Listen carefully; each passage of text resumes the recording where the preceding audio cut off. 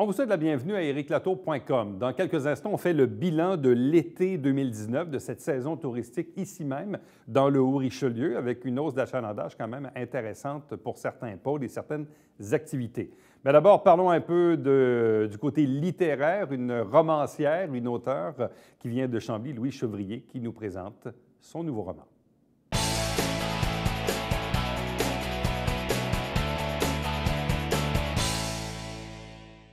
Un nouveau roman signé Louise Chevrier de Chambly, La quête d'Alicia Gagnon. Elle est avec nous. Madame Chevrier, bonsoir et bienvenue. Bonsoir, merci de m'avoir invité. Vous êtes rendu à combien de romans? C'est mon 5e roman, en 10 ans. En 10 ans? Oui. Est-ce que vous allez poursuivre la cadence comme ça pour les 10 prochaines années? Oh, je ne sais pas. Mais là, j'ai une bonne cadence depuis les 2 dernières années, parce que le tome Alice Gagnon, le premier tome, c'était l'année dernière, en avril. Et là, celui-là, cette année. Fait que 2018-2019. Les Chroniques de Chambly, j'avais mis plus de temps, un bon 2 ans de travail, recherche, écriture, mais ils étaient beaucoup plus volumineux. Les Chroniques de Chambly, en tout, c'est 2000 pages. Fait que ces romans-là sont un peu moins volumineux, mais oui, je veux maintenir une belle cadence comme ça. Qui est-elle, Alice Gagnon? C'est ma grand-mère. C'est ma grand-mère. En fait, c'est une histoire inspirée de la vie de ma grand-mère, qui est la vie de bien des femmes de cette époque-là. Dans le premier tome, on faisait sa connaissance. Elle était petite fille. On la voyait grandir sur sa ferme à L'Anse-aux-Foins, qui est en fait le petit village de Saint-Fulgence au Saguenay. Et moi, j'ai conservé L'Anse-aux-Foins parce que c'est poétique, puis on est dans un roman. Mais donc, cette femme qui, comme bien des femmes de sa génération, née au premier jour du 20e siècle, sur une ferme et qui ne désire qu'une chose, c'est d'aller à la ville. Et pour elle, la ville, c'était Chicoutimi. Alors, le premier tome s'appelait « Une fille de Chicoutimi ». Puis, on la voyait là, prendre sa vie en main, puis prendre des décisions pour elle, pour la façon dont elle concevait sa vie, c'est-à-dire ne plus être sur une ferme, puis vivre dans la modernité. Puis elle va donc épouser un homme qui travaille sur les barrages. On est au début du 20e siècle. Les barrages, travailler sur les barrages, c'est vraiment... premièrement, on n'est pas dans une ferme. Deuxièmement, on est dans l'avenir. Alors, mon grand-père était effectivement un gars de barrage. Il a travaillé à l'île Maligne, qui était à l'époque, en 1925, le plus important ouvrage de la sorte. Et il va travailler par la suite à Beauharnois. Même chose.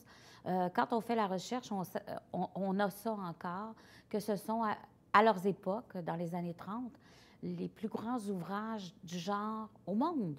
Fait que je trouvais ça intéressant parce que je me disais, avant Manic, il y a eu tous ces barrages-là aussi. Le savoir-faire s'est développé peut-être beaucoup plus loin que on le croit, nous autres, à notre époque. C'est une façon de rendre hommage aux bâtisseurs. Bien sûr. Oui. Le roman historique, ça peut être... C'est ça aussi. Moi, ce que j'aime dans le roman historique, puisque je suis une personne qui fait de la recherche en histoire ou qui en a fait beaucoup, c'est justement de replacer les gens dans leur société, dans leur contexte, de ne pas leur prêter nos mentalités.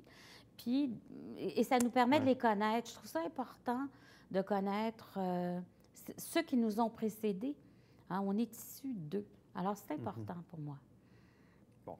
Et là, dans le fond, on est dans une femme libre. Oui. Donc, on est dans cette quête, dans ce cheminement. Dans ce cas-ci, on nous amène où maintenant? On comprend un peu d'où on part, mais à quel endroit on s'en va? Mais là, c'est mon problème. C'est que dans le premier tome, j'avais une fin extraordinaire. Son mari, Patrice, disparaissait dans le canal de Beauharnois. Effectivement, c'est ce qui est arrivé. Puis quand on la retrouve dès le début du 2e tome, on comprend tout de suite qu'on n'a pas retrouvé Patrice vivant. Donc, elle se retrouve veuve. Elle a des enfants. À quel âge? Elle a 34 ans. C'est en 1932 que c'est arrivé. Donc, elle a 34 ans. Elle est veuve. Elle retourne. Elle était donc à Valleyfield. La famille habitait Valleyfield. Ils vont retourner à Chicoutimi. Elle retourne chez elle Elle retourne dans son coin de pays, vers sa famille, qui pourtant est une famille qu'elle avait fui, mais elle retourne quand même vers les siens. Elle a d'autres alliés chez elle, là, ses tantes, une cousine. Et elle va, pendant 10 ans, élever sa famille seule avec l'argent que lui a laissé son mari. Puis ça, c'est assez spécial. Moi, ça m'a toujours frappée quand j'ai... vous savez, quand les gens se retrouvaient dans ces situations-là, dans ces années-là, premièrement, souvent, les enfants pouvaient être placés, soit en orphelinat, soit dans les familles. Elle, elle n'a pas voulu ça.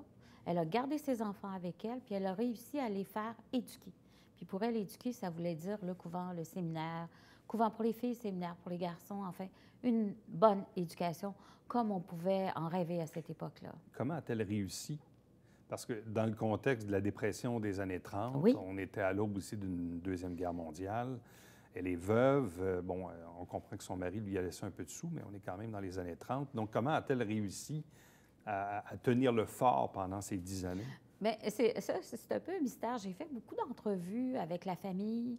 Puis, l'origine de l'argent, c'est sûr qu'il y avait, vous savez, la commission des accidents du travail, elle n'a pas ce nom-là à l'époque. L'ancêtre de la CSST ou oui, la CNESST bon, il y a déjà un organisme comme ça là, qui existe. On a des pensions de veuves, on a des pensions d'orphelins. Mais ça, c'est pas suffisant pour bien vivre. C'est sûr qu'elle calculait bien son affaire, mais quand même, elle tenait aussi le haut du pavé. C'est la femme qu'on va rencontrer dans ce tome-là, c'est-à-dire qu'elle aime être bien habillée, elle est coquette, elle a des ambitions, non pas mais elle aime bien paraître. C'est très important pour elle. Puis, effectivement, dans la famille, on me dit, elle avait de l'argent. Elle passait pour une femme riche. Qu'est-ce que ça voulait dire? Ça, personne n'est capable exactement de le dire. J'ai romancé un peu. Je me dis, il devait avoir une assurance-vie. Mais c'est certain qu'elle a eu ces moyens-là.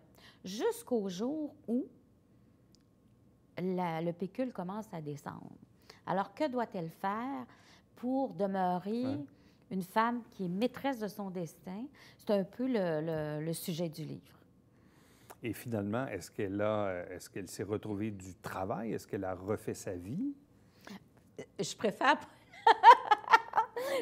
laisser planer le mystère parce que c'est un peu l'intrigue du tome 2. OK, l'intrigue porte là-dessus. Ah, oui, alors comment Alice Gagnon va demeurer libre? Et qu'est-ce que ça signifie pour elle, être libre?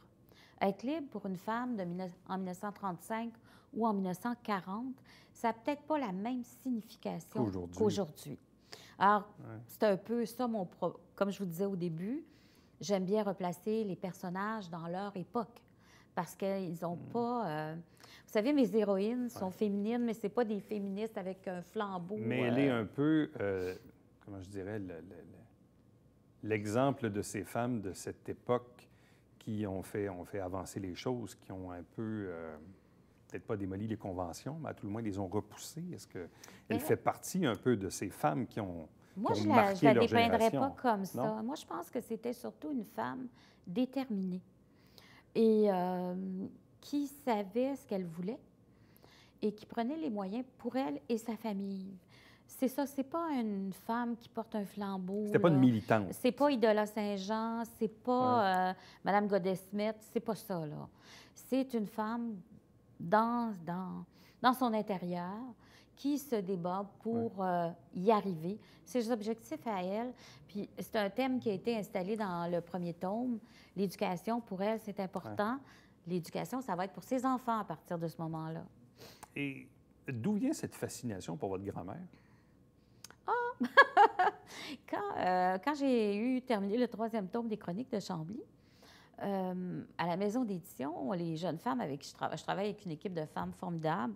Puis il y en a une qui vient du Saguenay, ça fait qu'on se parlait, tu sais. Nous, on est des filles du Saguenay. Puis là, on me demande, on me dit, Louise, pourquoi tu ne parles pas de quelque chose de plus proche de toi qu'il y a 200 ans?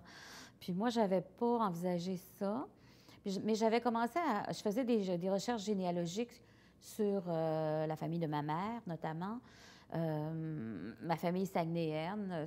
C'est une belle épopée, hein, l'histoire du Saguenay. Donc, moi, Moi, j'ai des racines là, j'appartiens à cette région du Québec. Puis quand on m'a suggéré ça, j'ai pas pensé à moi, mais je me suis dit, ah, je pense que j'ai une bonne histoire. Et l'histoire d'Alice Loretta, telle que je la raconte, bien sûr, elle est romancée. Bien sûr, il y a des parts de fiction. Par exemple, elle va rencontrer un personnage de député. La carrière du député fictif est collée sur la carrière d'Antonio Talbot, qui a été un député très important de la région de Chicoutimi dans ces années-là. Il y a même un boulevard immense qui part de Québec jusque là-bas qui porte son nom. Mais c'est pas lui. C'est un personnage fictif, mais sa carrière est calquée sur ça. Puis, elle va donc naviguer là-dedans. Puis je trouvais ça beaucoup plus intéressant que de parler de mon enfance au Saguenay, disons. Alors, c'est là-dessus qu'on m'a envoyé, puis j'ai beaucoup aimé écrire cette série-là. C'est une série en 2 tomes, il n'y aura pas de suite. Non? Non. OK. Non. On passe à autre chose. Et votre grand-mère, est-ce que vous l'avez connue? Oui, je l'ai connue. Quand elle est morte, j'avais 20 ans, quelque chose OK, comme donc ça. vous l'avez quand même bien connue. Oui, là. oui, je l'ai connue.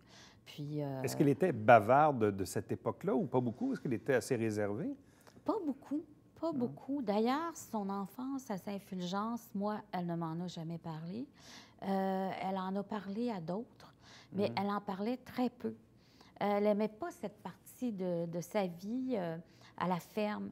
Elle détestait ça, mieux que ça, elle haïssait ça. Alors donc, d'ailleurs, c'est un trait que j'ai grossi. Là. Quand tu écris un roman, tu prends des traits de caractère puis tu les étires, tu t'épaissis un peu pour faire des personnages. La campagne, c'était pas pour elle. Là. Ah non. La ferme. Mais les femmes, c'était très dur, la vie à la campagne en 1900. Là. C'est dur. Tu n'as pas de moyens. Tu étais encore au 19e siècle. Et ces femmes-là, leur bonheur, ça a été d'en sortir. Alors, puis j'ai lu beaucoup de témoignages parce qu'au Saguenay-Lac-Saint-Jean, les historiens ont beaucoup recueilli les témoignages oraux. Puis il y a un livre notamment de 2 historiens. Ce sont des témoignages qu'ils ont recueillis dans les années 80, 1980. Donc, c'était des personnes qui étaient nées à la même époque que ma grand-mère. Fait que j'avais beaucoup de matériaux pour écrire ce roman-là. Et là, quel sera le prochain ouvrage si celui-ci se termine après le tome 2? Quel est le projet qui est sur le fourneau en ce moment? Bien, ça va faire plaisir à mes lecteurs parce que je vais retourner à Chambly. Il y a un personnage que j'ai laissé en plan dans les chroniques de Chambly. Alors, c'est ma prochaine vedette, si on peut s'exprimer ainsi. Madame Chevrier, merci beaucoup. C'est moi qui vous remercie. Restez avec nous puisqu'au retour, on trace un peu le bilan du dernier été 2019, du côté de Tourisme au Richelieu.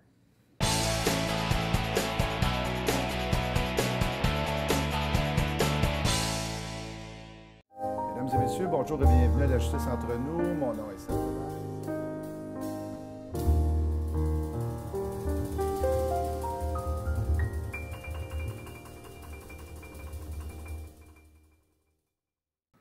Salut, ici Alexandre Baudouin. Et François Trépanier. François, cette semaine à Sport Express, on parle de physiothérapie. Oui, avec Steve Villeneuve, qui a tout un bagage comme physiothérapeute. Ouais, peut-être qu'il ferait des Claude. Il a tellement donné de but, lui, il a mal dans le cou. Hein? Manquez pas ça.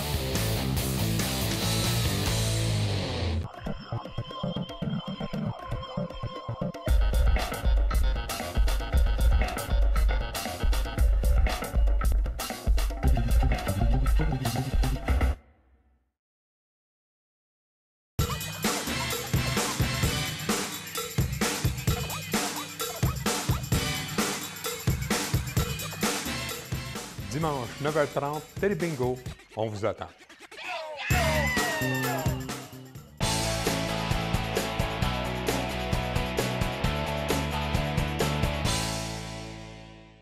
Avec la neige qui nous est tombée dessus il y a quelques jours, c'est l'heure de faire le bilan de l'été passé. Ben oui, c'est comme ça. L'heure est au bilan pour la saison touristique 2019 chez Tourisme au Richelieu.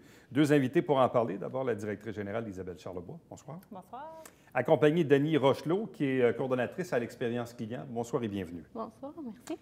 Alors donc, en résumé, quels sont les principaux faits saillants de cette saison estivale 2019 dans le Haut-Richelieu? Bon, bien, d'abord, on a eu une très bonne saison. Tant Dame Nature a été clémente que les visiteurs sont venus pas mal au rendez-vous cet été dans le Haut-Richelieu. On a constaté quand même une belle augmentation d'achalandage encore cette année dans la majorité des attraits touristiques et des sites d'hébergement. Donc ça, c'est une bonne nouvelle. Ensuite, des faits saillants, on a lancé le nouveau projet, enfin, de la rivière Richelieu, là, qui se nomme maintenant Allô Richelieu, officiellement. Donc, le développement de la rivière Richelieu est en cours et ça a été lancé là, en présence de la ministre du Tourisme à la mi-août, avec l'annonce de 2,7 millions de financement en subvention pour les différents promoteurs des municipalités. Fait que ça a été un bel avancement dans le projet. Sinon, on a eu des bons étudiants cet été. Tout à Peut-être fait. Annie peut nous en parler? Oui, on a eu 6 étudiants qui ont travaillé avec nous au bureau d'information touristique. Nous, on est situé à Saint-Jean-sur-Richelieu. Il y a aussi 2 bureaux d'accueil là, qui sont situés à Saint-Paul-de-l'Île-aux-Noix et à Venise, en Québec. Mais on a eu une belle saison touristique. On a eu 11 000 visiteurs dans toute la région là, pour nos bureaux rassemblés. Donc, c'est excellent. On essaie vraiment d'axer sur l'expérience client dès qu'ils arrivent au bureau d'information touristique. Là. Donc, c'est quand même 11 000 personnes qui ont fréquenté les 3 bureaux touristiques. Oui. C'est quand même beaucoup de monde, parce qu'on s'entend que ce n'est pas tout le monde qui arrête au bureau. Il y en a qui, évidemment, regardent sur Internet ou, bref, ils font leurs affaires, mais c'est quand même un chiffre important. Oui, bien, en fait, c'est un chiffre important, mais qui est en diminution, on ne se le cache pas. Parce que les gens, avec le support aujourd'hui, Internet et tout ça... Oui, avec le site Web est en augmentation de à peu près 85 mais le bureau d'accueil est un peu en diminution, mais quand même, les gens il y a encore une masse critique de gens qui utilisent ce canal-là, si on veut. Là. Les gens viennent beaucoup pour chercher les brochures, donc ça, c'est plus difficile d'obtenir avec le Web. Là. Donc, toutes les brochures, ils cherchent beaucoup des activités à faire spontanément. Donc, on a encore cet intérêt-là, mais il faut travailler fort pour améliorer l'expérience d'accueil. Quand vient le temps de recueillir des statistiques sur la saison passée, vous y allez quoi, par sondage auprès des entreprises avec lesquelles vous faites affaire, c'est ça? Oui, c'est ça. On a 150 partenaires avec qui on travaille là, toute l'année. Donc, c'est sûr qu'on fait un sondage auprès de ces entreprises touristiques-là. Il y a un taux de réponse assez intéressant. Mais on a aussi toutes les retombées avec les réseaux sociaux au niveau de la fréquentation des sites web. Qui sont plus facilement mesurables. Mais de ce que je comprends, dans le fond, vous dites que pour la majorité, 65 des entreprises touristiques, on a noté une augmentation du chiffre d'affaires de 13 et de 15 pour ce qui est de l'achalandage. Donc, visiblement, il y a une majorité d'entreprises qui, elles, ont ressenti, disons, des augmentations quand même notables. On les attribue à quoi, ces augmentations-là? La belle température, ça aide toujours. De plus en plus de promotions, d'activités, d'événements dans la région. Donc, on a un taux d'achalandage, de participation des événements de plus en plus grand. Donc, ça, je pense que c'est un facteur dans la région. Plus d'animation, plus d'intérêt pour les visiteurs à venir dans la région. Bon. Et sur ces 11 000 qui ont arrêté dans les différents bureaux touristiques, bon, peut-être oui, pour prendre quelques dépliants au passage et quelques explications, ils venaient d'où ces gens-là? C'est quoi le profil? Le profil type, on comprend que c'est majoritairement des excursionnistes, donc des gens qui ne dorment pas dans la région. C'est même 3 sur 4 ou à peu près. Mais au-delà de ça, une fois qu'on a dit ça, ils ressemblent à quoi, ces gens-là? En fait, on a beaucoup de personnes qui viennent de la Montérégie. On a aussi du Grand Montréal qui viennent. Puis après ça, on a quand même 12 de notre achalandage qui proviennent de l'ensemble du Québec. Donc, ça aussi, ça devient intéressant. Nous, on recueille les données. Là, à chaque personne qui vient au bureau, on leur demande leur code postal. Comme ça nous permet justement de recueillir l'information d'où ce qu'ils viennent. Puis ensuite de ça, on a aussi des gens des États-Unis et on a aussi des gens d'autres pays, exactement. France, on a eu Japon, Mexique. On en a de différents endroits. Ces clients américains... Donc, je sais que c'est toujours un défi à chaque année de tenter de les attirer chez nous, mais est-ce que c'est intéressant? Est-ce qu'il y a un potentiel d'augmenter? Comment on peut le faire? Oui, on le fait. Actuellement, on travaille de près avec les États limitrophes, là, ce qu'on appelle le New York, Vermont. On travaille de plus près avec les organismes de tourisme, de chambres de commerce de ces deux États-là. On fait de la promotion dans le réseau de promotion de ces deux États-là, mais c'est surtout le bouche à oreille et notre implication auprès des organismes et des projets communs qu'on a avec eux qui amènent des retombées. Là. Bon, et quand on revient au bureau touristique, bon, au-delà de leur donner quelques conseils et un dépliant, Est-ce qu'il y a parfois des questions surprenantes? Est-ce que parfois les gens apprennent des choses qui sont vraiment étonnés de savoir qu'il y a tel ou tel attrait touristique qu'ils ne connaissaient pas? Bref, c'est quoi la réaction des gens? Bien, en fait, je vous dirais que de prime abord, où ce qu'on est un endroit quand même assez privilégié en étant la première gare au Canada. Donc, c'est sûr que c'est une information qu'on essaie de donner là, aux gens qui rentrent dans le bureau, donc ils sont vraiment impressionnés là, par cette première approche-là. Puis par la suite, c'est sûr que nous, notre rôle, oui, on parle des entreprises, mais on essaie toujours de bonifier leur expérience. Puis c'est là, c'est essayer de leur apporter une découverte par une entreprise qu'ils ne connaissent pas ou qui ne cherchait pas nécessairement. Exemple, ils veulent aller dans un verger. Bon, bien nous, on va essayer de voir aux alentours qu'est-ce qu'il peut y avoir sur la route pour les emmener à découvrir plus d'endroits là, possibles. Mais je vous dirais que les gens, en général, c'est vraiment plus une offre regroupée là, de choses à faire que c'est là qu'ils vont voir « Ah, OK, il y a tant de choses à faire que ça. » Donc, c'est plus à ce niveau-là qui vient la surprise. Là. Bon, évidemment, il y a beaucoup d'attraits touristiques, mais il y a beaucoup d'événements aussi. Un festival de ceci, de cela, un événement circonstanciel d'une journée ou de quelques jours. Donc, ça aussi, ça attire beaucoup. On avait une centaine de journées d'activités et d'événements cet été qu'on a pu répertorier là, sur notre calendrier des événements. Ça a été notre principale campagne, là, au Richelieu hautement festif. Donc, on sait qu'on est une région festive. Toutes les municipalités, la ville de Saint-Jean offrent des événements, les Montgolfières. On attire, mon Dieu, un peu plus de 500 000 juste dans l'été participants à nos événements. Donc, c'est quand même important quand on sait qu'on reçoit environ 1,2, 1,3 millions de visiteurs par année. La moitié sont des participants dans nos événements. Donc, c'est quand même important. Là. Bon, et on sent évidemment que oui, on est physiquement installé à Saint-Jean-sur-Richelieu, mais bon, vous êtes présent aussi à Saint-Paul et à Venise en Québec. Donc, cette portion-là des plans d'eau amène aussi une autre forme de clientèle, si on veut. Oui, bien, je peux. Dans le fond, il y a des plaisanciers qui viennent nous voir, c'est sûr, à Saint-Paul et à Venise en Québec. Là, c'est sûr que la clientèle principale à Venise en Québec, c'est plus tourisme de villégiature, des gens qui sont de passage, qui viennent faire la croisière, qui cherchent à savoir un peu ce qu'ils vont faire autour. Donc, c'est là où notre rôle est bien de travailler de très près avec les agents de ces bureaux d'information-là pour qu'ils réfèrent, qui sortent un peu les gens de Venise, qui les envoient vers le Haut-Richelieu, dans d'autres entreprises de la région. Donc, Annie a fait une tournée régionale, justement, une formation sur le terrain avec tous les agents des 3 bureaux d'accueil touristique là, pour qu'ils connaissent bien la région. On a fait ça au début de l'été, ça a été un bon succès. Exact. Et on leur disait quoi? Bien, en fait, on s'est promené on avait sélectionné des entreprises, puis on avait fait une boucle en partant de Saint-Jean-sur-Richelieu. On a été jusqu'à Venise, en Québec, pour revenir de l'autre côté de la rive. Donc, on a arrêté dans à peu près peut-être pas des arrêts, mais on a parlé, oui, c'est ça, exactement, entre 20 et 30 entreprises. À certains, on a fait des escales pour arrêter, pour goûter, vivre des expériences gustatives. Donc, ça a vraiment été bénéfique parce qu'après, on peut mieux parler de nos entreprises, là.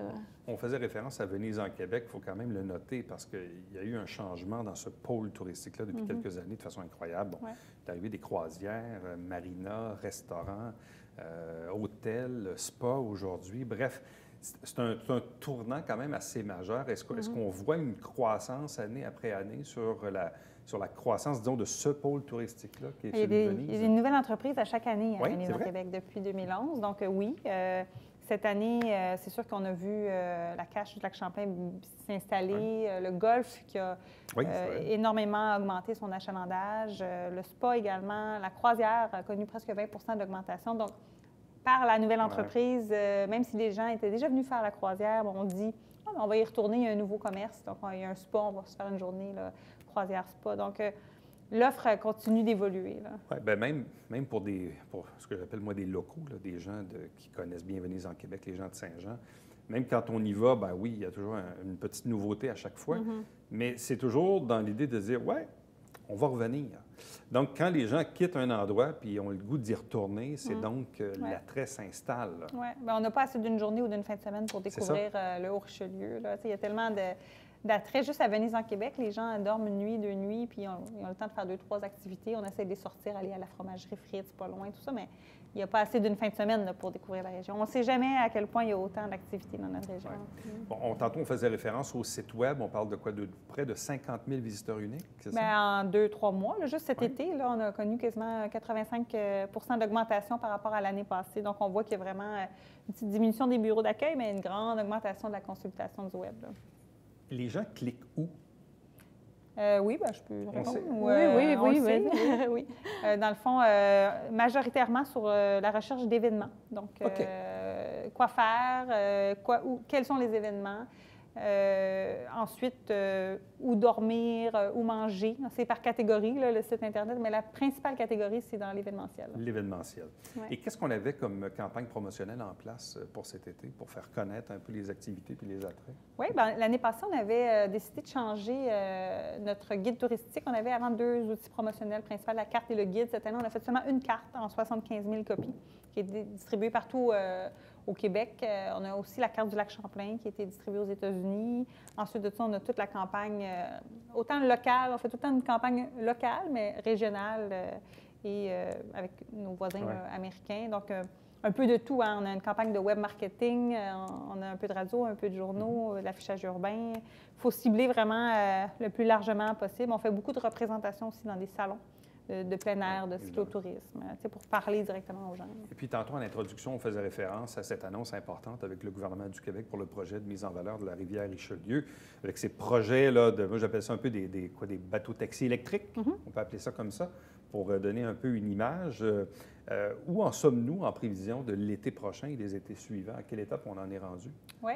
Je pourrais revenir en parler plus en détail, mais on sait qu'on va déjà avoir une première phase l'an prochain. Donc, on va déjà avoir quelques bateaux sur la rivière Richelieu, quelques vélos électriques, quelques escales de prête. Là, on est en demande de permis au niveau de l'environnement.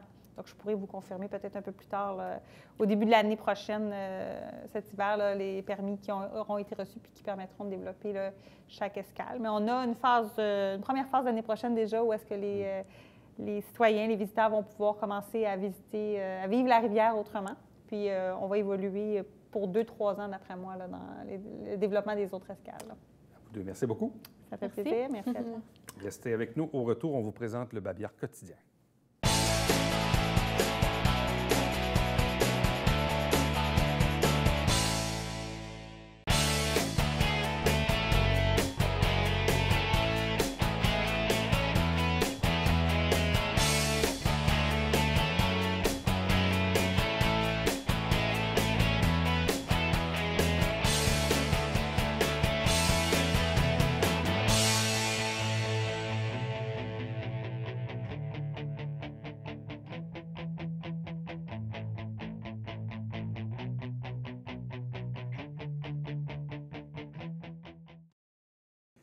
La Ville de Saint-Jean-sur-Richelieu vous annonce que le guide loisirs et le magazine Complicité sont maintenant disponibles. Il y a une version électronique également qui est téléchargeable si vous désirez savoir un peu les ateliers qui seront offerts par le service des loisirs et de bibliothèque dans la prochaine année, prochaine saison. C'est le moment de le savoir. Chaque semaine, des extraits des travaux du Conseil avec un choix éditorial, émission présentée aussi sur le web. Et chaque dimanche matin, 9h30 en direct, c'est le Télébingo avec 4 000 $ en prix. Pour me joindre, Éric Latour en un mot à commercial tvhr9.com.